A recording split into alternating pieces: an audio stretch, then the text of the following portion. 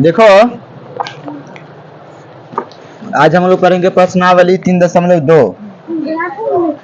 बुआ थोड़ा ध्यान देना, सवाल आसान है, एग्जाम में 1 नंबर में पूछबे करेगा। 3.2 का सवाल नंबर 2 देखोगे तुम, थोड़ा सा सवाल पहला सवाल थोड़ा हम पढ़ लेते हैं, तुम भी किताब खोल के पढ़ोगे। लिखा हुआ है अनुपातों A1/A2 सिखाया हुआ है पहले, हेलो थ्योरी में बताया हुआ है A1/A2 B1/B2 और C1/C2 की तुलना कर ज्ञात कीजिए कि निम्न समीकरण युग्म द्वारा निरूपित रेखाएं एक बिंदु पर परिचित करती है, समांतर है अथवा संपाती है। अभी हम सिखाएंगे भी और कुछ बच्चों को खड़ा करके पूछेंगे भी, देखते हैं किसको याद है और कौन भूल गया है। सवाल नंबर 1, 5x - 4y + 8 = 0। दूसरा है 7x + 6y - 9 = 0।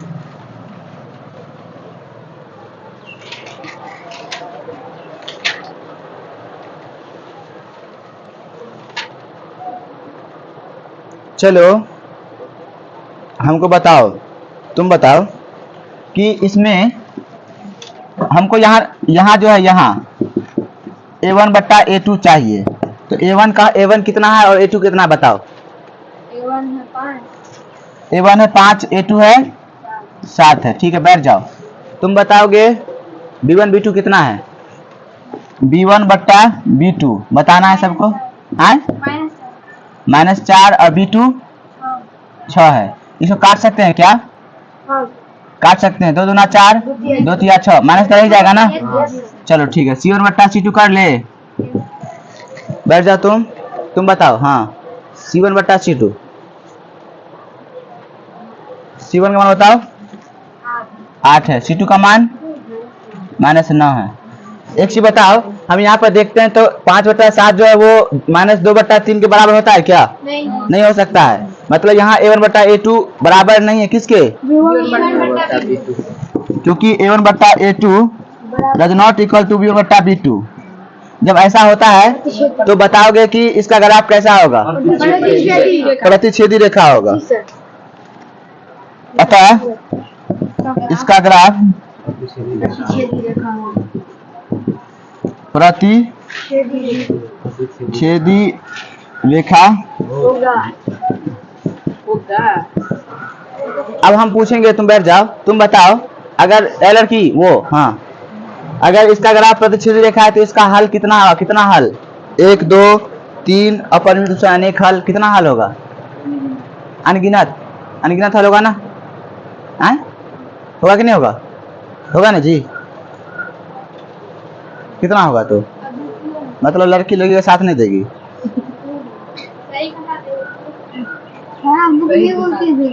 पढ़ाई किया करो, इसे पढ़ाया हुआ है। जब A1/A2 does not equal to B1/B2 होता है, इसका ग्राफ क्या होता है, प्रतिच्छेदी होता है। इसका एक अद्वितीय हल होता है और यह संगत होता है। नहीं याद करोगे एग्जाम में ऐसे ही फेल होते रहोगे। नोट करो इसको और अगला सवाल बना के दिखाओ।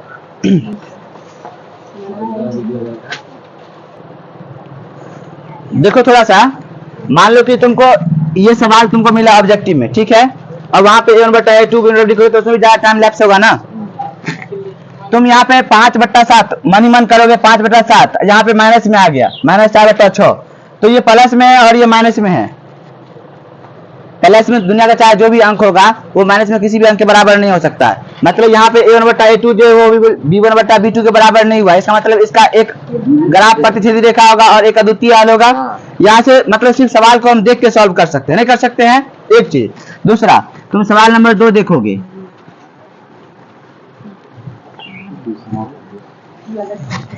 दूसरा देखो, ला तो किताब रे। देखो बहुत बच्चा गलती किया, ऐसा नहीं कि नहीं किया गलती। 9x + 3y + 9x + 3y + 12 = 0 है, और 18x + 6y + 24 = 0 है। ठीक है, थोड़ा सीखो। मेरे कहने का मतलब है कि यहाँ एक बात तो तुम यहाँ पर सोच लो कि जो पहला समीकरण है ना, जो पहला समीकरण, उसी में 2 से गुना कर दिया और नीचे लिख दिया है 9 दूना 18, 3 दूना 6, 12 दूना 24। मतलब किसी कांस्टेंट से नीचे गुना करके लिख दिया। इसका मतलब क्या है कि इसका ग्राफ जो होगा वो संपाती होगा। Yes sir, Sampati. क्योंकि यहाँ a1/a2 बराबर होने वाला b1/b2 बराबर होने वाला c1/c2। अब तुमको लगता है सर ये नहीं होगा तो हम करके भी दिखाएंगे, ठीक है। अभी पहले समझो, बहुत आदमी गलती किया है, तेज से भी गलती किया। तो देखो यहाँ पे a1/a2 क्या होगा 9/18। यहाँ पे काट सकते हैं ना इसको, तो 9 कम 9, 9 दूना 18 काट दिया तो 1/2 होगा। कुछ आदमी 2 लिख दे डायरेक्ट होगा 1/2 को तुम बैक 2 लिखो, काम चलेगा क्या? नहीं चलेगा ना। क्या ही चलेगा बोलो ना। 1/2 अलग चीज होता है और 2 अलग चीज होता है। अगर यही 2 ऊपर रहता तो तुम 2 लिख सकते थे, लेकिन ये 2 नीचे है तो तुम 2 डायरेक्ट नहीं लिख सकते हो, है ना। तो लिखोगे 1/2, ठीक है। b1/b2 बराबर क्या होगा 3/6। यहाँ भी काटे 3 कम 3, 3 दूना 6, कितना आ गया 1/2। c1/c2 कितना है बोलो ना 12/24। काटोगे 12 कम 12, 12 दूना 1/2। अनुपात जो होता है ना वो स्मॉलेस्ट होता है, मतलब उसमें काटने के लिए रेस्ट नहीं बचना चाहिए, तब ये अनुपात कहलाएगा। अब यहाँ पे देखो a1/a2 जो है a1/a2 1/2 1/2 सब बराबर है ना। यहाँ a1/a2 बराबर है b1/b2 बराबर है c1/c2 के। अतः इसका ग्राफ संपाती है। समझ में आया? मतलब जब तुम इसका ग्राफ खींचोगे तो एक ही लाइन दूसरा लाइन चढ़ा हुआ रहेगा, कोई दिक्कत नहीं है। इसको नोट करो, अगला सवाल बना के दिखाओ। नंबर तीसरा को देखो, लिखा हुआ है 6x - 3y + 10 बराबर 0। जो बना लिया है वो भी, उसको भी ध्यान से देखना क्योंकि गलती उससे भी हुआ है। y + 9 बराबर 0। 6x - 3y + 10 बराबर 0, 2x - y + 9 बराबर 0। यहाँ पर देखो a1/a2, a1 का मान 6 है, a2 का मान 2 है। 2 तिया कितना आ गया, आप कमा दोगे। b1/b2 कितना है -3 है, b2 का मान -1 है, माइनस कर गया प्लस हो गया। अब 3/1 का मतलब 3 होता है ना। अब c1/c2 करोगे, c1 का मान 10 है, c2 का मान, यहाँ पे देखो e3 के बराबर तो है, मगर 10/9 बराबर नहीं हो सकता। काट के तुम ना 27 होता, ऊपर 27 3 से कट जाता, लेकिन 27 नहीं है तो ये कटेगा नहीं ना। जबरदस्ती काट के तुम 3 कर सकते हो? नहीं कर सकते हो। तो मेरे कहने का मतलब है कि यहाँ पे कट के 3 आने रहा, तो यहाँ पे a1/a2 बराबर तो है b1/b2 के, मगर c1/c2 के बराबर नहीं है। इस बात को यहाँ लिखना। कुछ आदमी क्या कर दिया कि यहाँ देख रहा है तभी लिख रहा है a1/a2 बराबर नहीं b1/b2 के, इसीलिए समांतर रेखा होगा। क्योंकि a1/a2 बराबर है b1/b2 के। जो चीज है ना उसी को हम लिख रहे हैं। यहाँ पे कुछ सीख करके नहीं है, याद करके घर से नहीं आया गया है, कुरेटा मार के आया घर से नहीं आया है। यहाँ पे हम सीख रहे हैं, यहाँ पे हम खुद देख रहे हैं अपने से कि a1/a2 मतलब 3 है। a1/a2 बराबर कितना है 3 है, b1/b2 कितना है 3 है। तो यहाँ a1/a2 बराबर है b1/b2 के, मगर c1/c2 जो 10/9 है जो कि 3 के बराबर नहीं है। तो बराबर नहीं है, बराबर किसके नहीं है, c1/c2 के। हम बोले जब a1/a2 बराबर होता है b1/b2 के, लेकिन बराबर नहीं होता c1/c2 के, इसका मतलब क्या होता है, इसका ग्राफ समांतर रेखा होता है। अतः इसका समांतर रेखा होगा।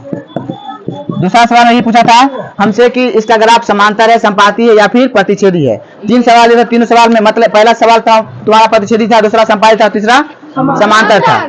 इस तरह से तुम एबीसी में बहुत सारा सवाल होगा, बनाओगे तुम सीख जाओगे, नहीं बनाओगे तो कोई दिक्कत है। तुम बार बार सवाल को बनाओगे, सीखोगे, नहीं बनता है तुम हमसे पूछोगे। तुमको लगता है कि हमसे गलती हुआ है तो हमसे आगे पूछ लोगे, खत्म हो गया। नहीं पूछोगे तो नहीं खत्म। किताब तो लेना पड़ेगा ना, पढ़ाई कर रहे हो तो पैसा खर्च करना पड़ेगा। चलो हम नेक्स्ट क्वेश्चन देखेंगे, पहले इसको नोट करना, किसी को नोट कर लो। देखो अपने अपने कॉपी से ध्यान हटा के थोड़ा सा देखोगे। सवाल नंबर 3, तीसरा का पहला सवाल हम देखेंगे, मगर पहले सवाल को पढ़ लेते हैं, थोड़ा ध्यान दो। लिखा है कि अनुपात a1/a2, b1/b2 और c1/c2 की तुलना कर ज्ञात कीजिए कि निम्न रैखिक समीकरणों के युग्म संगत है या असंगत है। पहला सवाल हम लिख लेते हैं पहले, फिर बताते हैं तुम लोगों को। देखो लिखा हुआ है 3x प्लस 2y बराबर 5 है, 2x माइनस 3y बराबर 7 है। कोई दिक्कत नहीं। बोलो ना, कोई दिक्कत है? नहीं है। हम बोले थे क्या बोला है, संगत है या असंगत है?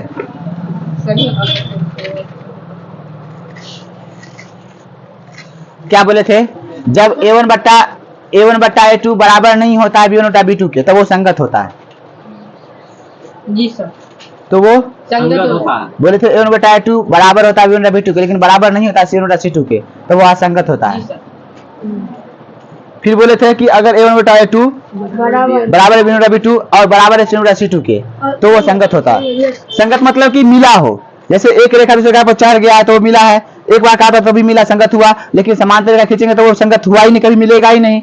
नहीं समझ में आया? तो यहाँ पर हमको संगत या असंगत चीज बताना है, तो यहाँ पे कंपेयरिंग करेंगे। यहाँ भी अब ऐसा नहीं कि सर इसके बनाने का कोई दूसरा तरीका होगा क्या, नहीं, यहाँ भी करेंगे a1 बट्टा a2 3 बट्टे b1 बट्टा b2 2 बट्टे माइनस 3 c1 बट्टा c2 माइनस 5 बट्टा माइनस 7, माइनस माइनस कट गया, कितना आएगा 5 बट्टे। अब लोगों को समझ में नहीं आएगा माइनस 5 और माइनस 7 कैसे हो गया। अरे इसको इधर लाना था ना, नहीं लाना था, उधर प्लस रहेगा तो माइनस हो जाएगा, उधर प्लस रहेगा तो माइनस हो जाएगा, इसलिए माइनस 5 बट्टा माइनस 7 लिख दिया। हालांकि 5 बट्टा 7 तुम लिख देते डायरेक्टली, तभी गलती नहीं होता, नहीं तो 5 बट्टा 7 लिख दिए। अब यहाँ पे देखो 3 बट्टा 2 जो होता है वो माइनस 2 बट्टा 3 के बराबर होता है क्या? 3 बट्टा 2 माइनस 2 बट्टा 3 के बराबर नहीं होता है, मतलब यहाँ a1 बट्टा a2 बराबर नहीं है किसके, यहाँ a1 बट्टा a2 बराबर नहीं है b1 बट्टा, अतः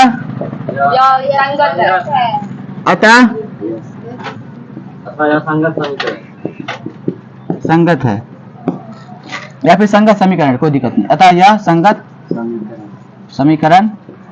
मान लो कि अगर इसको तुम हल करोगे तो कितना हल निकलेगा, एक अद्वितीय हल निकलेगा। इसको तुम नोट करोगे, इसमें बहुत सारा सवाल बना के दिखाओगे अभी तुरंत। तीसरा का तुम दूसरा देखो, लिखा हुआ है 2x माइनस 3y, ये उन लोगों के लिए है जो लोग अभी तक बैठा हुआ छापने के इंतजार में। 4x माइनस 6y बराबर 9 है। यहाँ क्या करोगे तुम, बोलो ना a1 बट्टा a2 कितना है, बोलो तो a1 का मान 2, a2 का मान, अभी तक लोगों को a1 a2 निकालने नहीं आया, तो कैसे काम चलेगा। x का गुणांक a1 होता है, तो ऊपर वाला a1 नीचे वाला a2 हुआ। a1 बट्टा a2 2 बट्टा 4, मतलब काट के तुम 1 बट्टा 2 कर सकते हो ना। अरे 2 दूना 4, 2 ही कम 2, 2 दूना 4 नहीं होगा। नहीं चल रहा दिमाग, सिर्फ टेंशन से बैठा हुआ ऐसा भर करके, कुछ तो दिमाग नहीं लगा रहा थोड़ा सा भी। 1 बट्टा 2 हो गया, b1 बट्टे b2 कितना है, बोलो ना माइनस 3 बट्टे माइनस 6, माइनस माइनस कट गया, 3 कम 3 3 दूना 6, 1 बट्टे 2 c1 बट्टा c2 कितना है, बोलो ना 8 बट्टे, माइनस था दोनों माइनस ही में रहेगा तभी कट जाएगा, इसलिए 8 बट्टा 9 लिख दिए। यहाँ पर देखो 1 बट्टा 2 जो होता है वो बराबर होता है 1 बट्टा 2 के, मगर 8 बट्टा 9 के बराबर यहाँ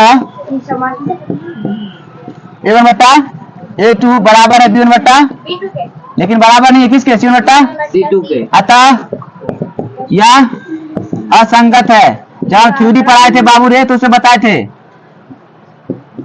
यह असंगत समीकरण है। बोलो ना, जब हम थ्योरी पढ़ाए थे तुमने बताए थे। अभी तुम कंटिन्यू पहले सवाल नंबर 3 को देखोगे तब तुम छापोगे। सवाल है 3 बट्टा 2x, पहले तुम इसको नोट करो तभी बताएंगे सवाल नंबर तीसरा। देखो 3 बट्टा 2x प्लस 5 बट्टे 3, बुआरे जो बना लिया वही बात नहीं करेगा, सवाल देखने करेगा। 9x माइनस 10y बराबर 14, कोई दिक्कत है नहीं, सीख लो थोड़ा सा ध्यान से। यहाँ a1 बट्टा a2, a1 का मान कितना है 3 बट्टा 2, a2 का मान कितना है 9। तुम इसको अब लगता लोग हमको तो सॉल्व नहीं कर रहा था, इसके निशान कुछ नहीं तो 1 है, ये 3 बट्टा 2 गुना, ये भाग में गुना बढ़ेंगे तो 1 ऊपर 9 नीचे आएगा, तो 1 ऊपर गया 9 नीचे आया, 3 कम 3 3 दूना 6, 1 कम 1 3, हाँ रे वही तो बोले 3 दूना 6, B1 बट्टा B2। B1 का मान कितना बताओ ना, 5/3। B2 का मान माइनस, लगता नहीं समझ में आया किसी को, क्या रहे 5/3 गुना बढ़ेगा तो क्या हो जाएगा 1/10 माइनस 5 का 5 दूना 10 कितना हो गया 1/, माइनस तो माइनस तो कोई भी दे सकता है ना, 3 दूना 6। ठीक है, C1 बटा C2 करो, कितना C1 C2 7/14 मतलब 1/2। तुम तो पहले यहाँ पे यहाँ तुम देखो 1/6 देता है माइनस के बराबर नहीं होता, नहीं होता है क्या नहीं यहाँ A1/A2 बराबर नहीं है किसके, B1/, अरे 1/6 बराबर होगा माइनस 1/6 के, नहीं तो 2 जो माइनस के बराबर होता है, 5 माइनस 5 के बराबर होता है। अरे किसी के पास 5 रुपया है, किसी के पास 5 रुपया कर्जा, दोनों बराबर हो जाएगा, नहीं होगा, तो बराबर नहीं हो सकता। A1/A2 बराबर नहीं B1/B2 के, हाँ क्या जी अतः यह संगत है। संगत समीकरण हाँ, संगत समीकरण। संगत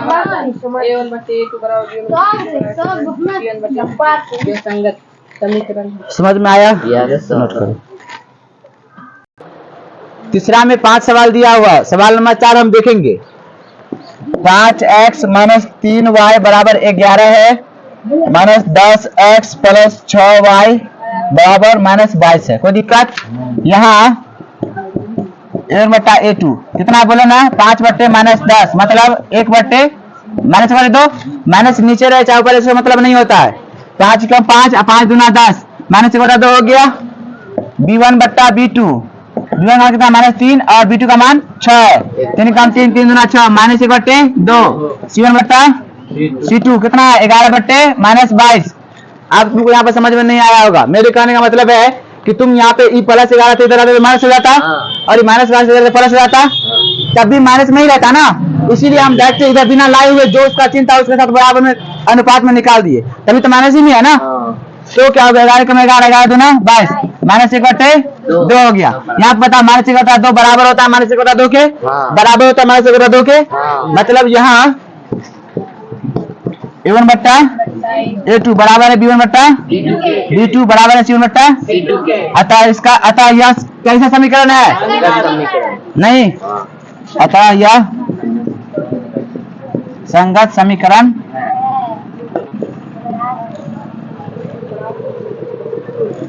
सवाल नंबर 5, हम ऐसा समीकरण को संगत भी बोले थे और आश्रित भी बोले थे, डिपेंडेंट बोले थे, मतलब एक का मान डालो दूसरा का मान निकलता रहेगा।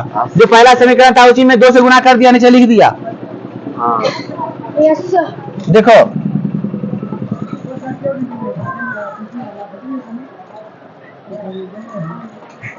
4/3x प्लस 2y बराबर 8, 2x प्लस 3y बराबर 12। A1/A2 कितना है 4/3 बट्टा में 2, अंदर वाला को अंदर वाला इसके कुछ एक है ना, इसको तुम शॉर्टकट करो थोड़ा सा, 4 3 दूना, अभी तुम काट सकते हो, 2/3 आ जाएगा, नहीं आएगा क्या जी, आ जाएगा, 2/3 हो गया, ठीक है।